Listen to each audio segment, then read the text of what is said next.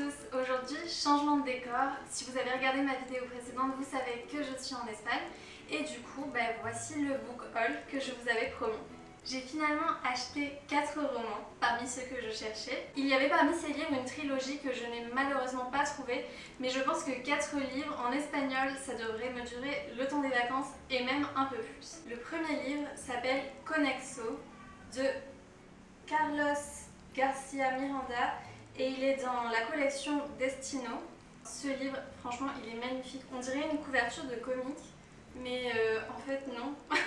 C'est un roman, en plus il est assez épais. Il y a 500 pages. Mais franchement, j'avais trop envie de le lire. Je ne savais pas du tout que cet auteur avait sorti un deuxième livre. Le premier que j'avais lu de lui s'appelait Enlazados. Et ce livre-là est tout simplement formidable. Je lui ai mis 20 sur 20. C'est un mélange entre Hunger Games et Matrix. Et c'est incroyable en fait, ce roman est génial. J'étais dégoûtée qu'il n'y ait qu'un seul tome, mais j'étais captivée du début à la fin. On ne sait pas ce qui est réel, ce qui est faux. Franchement, je vous le recommande vraiment. Ça parle de jeunes en fait qui se retrouvent comme dans Hunger Games, dans une compétition où ils doivent s'entretuer. Et le seul survivant est celui qui gagne ces jeux. Mais sauf que le survivant, en fait, devient président du pays. Donc voilà, c'est vraiment les jeunes les plus brillants. Ils ont tous fait des tests, ils sont hyper intelligents. Et parmi eux, le héros est donc le fils du président actuel. Donc son père veut absolument qu'il gagne.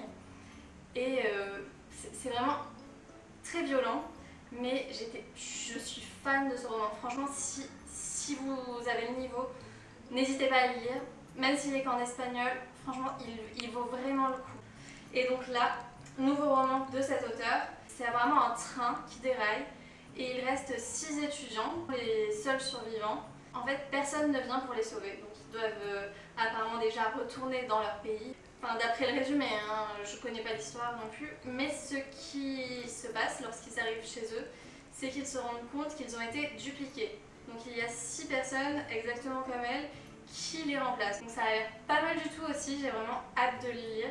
Et franchement, cet auteur écrit super bien, donc je pense que je vais passer un très bon moment. J'ai ensuite acheté le tome 4 de Memorias de Idún de Laura Gallego Garcia. Alors ça c'est publié chez SM. Les couvertures en fait je les adore. Celle-là c'est pas ma couleur préférée. En fait elles se ressemblent toutes, il y a juste la couleur qui change. Alors cette saga, les 4 premiers tomes ont été traduits en français sous le nom de Idún, tout simplement. C'est le nom du pays magique dans lequel se déroule cette histoire. Ils ont été regroupés dans 2 tomes seulement, donc en fait ils font à peu près 600-700 pages, c'est des bons gros pavés. Malheureusement, la fin, donc les tomes 5 et 6, n'ont pas été traduits.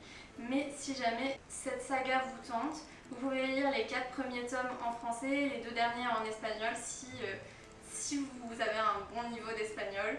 Parce que franchement, cette saga, c'est vraiment la grosse saga à succès en Espagne. C'est le truc mais génialissime, on peut le dire. Je suis pas fan en général de ce qui est merveilleux, je suis pas trop dragon, fée, licorne. Mais cette saga, franchement, elle est tellement bien écrite. Je suis hyper fan et les personnages sont tous hyper attachants. On a Victoria, une jeune espagnole qui a 12 ans au début, et on a Jack qui a 13 ou 14 ans au début également. Je crois qu'il est suédois ou norvégien, enfin quelque chose du nord. Un jour il rentre chez lui, ses parents ont été tués et il y a 2 hommes assez étranges dans sa maison. Il est ensuite emporté par 2 autres hommes qui l'amènent dans un univers parallèle et il va découvrir qu'il existe un monde magique dont il fait partie. Il n'aurait jamais dû se trouver sur Terre et il se passe des choses énormes. En fait, il y a une guerre dans ce monde qui s'appelle Idún et Jack et Victoria vont se retrouver très impliqués dans cette guerre et leur principal ennemi va être Kirtash, le fils du roi. Franchement, mais je peux vous dire que c'est une lecture passionnante. En plus, le 3 s'est terminé de manière affreuse et je sais pas comment j'ai fait pour attendre 7 mois avant d'acheter la suite. Mais donc voilà, j'ai le tome 4 maintenant. Je vais pas m'étaler pendant des heures sur ces livres puisqu'il s'agit en fait de la suite. Donc le tome 5, couverture orange. Et nous avons le tome 6 qui lui est bien gros. Et j'adore le rouge, les couvertures sont magnifiques. J'ai trop hâte de rentrer chez moi pour pouvoir regrouper tous les livres et avoir mon joli petit arc-en-ciel. L'auteur a également écrit beaucoup d'autres romans, c'est vraiment une valeur sûre au niveau jeunesse en Espagne. Si vous entrez dans n'importe quelle librairie et que vous demandez à un bon auteur espagnol de livres jeunesse, on va forcément vous la recommander. C'est l'auteur qu'on m'a conseillé à chaque fois que j'ai posé cette question. J'ai lu un autre livre d'elle, mais là voilà, je vais finir les 3 derniers tomes de sa saga emblématique. J'ai également craqué pour 2 petits carnets. C'est hyper brillant, un petit tea time. Donc voilà, les petits carnets c'est vraiment un truc que j'adore. Et bien c'est déjà tout pour ce book haul, j'espère qu'il vous aura plu. Moi ça me fait 7 livres en plus ce mois-ci dans ma palle. J'étais assez contente d'avoir baissé, donc c'est pas très grave, 7 livres en plus, ça l'a pas fait remonter dramatiquement, surtout que là je passe 3 semaines de vacances. Donc finalement, je pense que plus de la moitié de ces livres vont être lus dans l'immédiat, donc je ne les rajouterai même pas dans ma palle. On se quitte déjà, j'espère que cette vidéo vous aura plu. N'hésitez pas à vous abonner à ma chaîne, à mettre un petit pouce en l'air, à laisser un petit commentaire. Voilà, gros bisous!